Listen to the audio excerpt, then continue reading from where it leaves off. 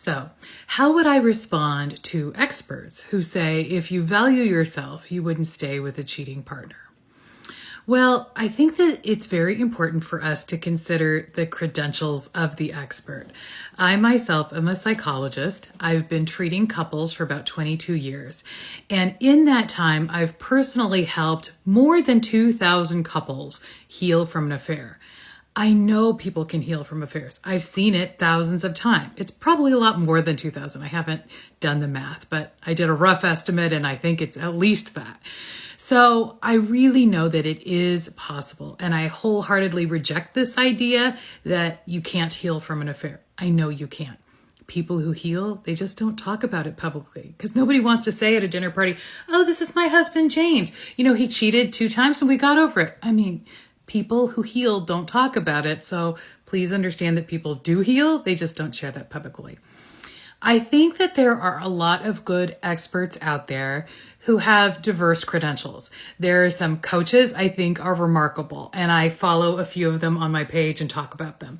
There are people who are sort of clergy and pastoral counselors and community counselors and social workers. There's all kinds of people who do therapy and kind of counseling work that I think are great. But please be very careful about choosing a person that's right for you and look at their credentials. If they have no training whatsoever, if they have not personally ever experienced an affair, if their entire philosophy is based on reading one self-help book and they're just an advocate for that, I would be concerned. You choose who you want to work with, but I would consider that. So now the second part of your question, if you value yourself, you won't stay with a cheating partner. Well, I really reject that idea. Now, there's a big difference between somebody who has 1 or 2 affairs or has a cluster of affairs in a short period of time and somebody who's been cheating for, 47 years.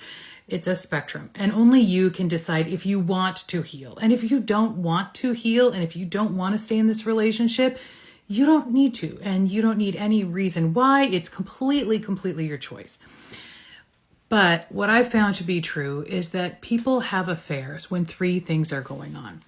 When they are not feeling good, and when the relationship is struggling, and when there's some kind of trauma or trigger that puts them into this world of pain, so they go looking for a painkiller.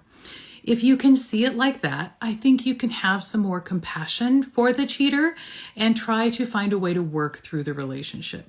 So I would say if you value yourself and you're compassionate and you value your partner and your family and your kids and your house,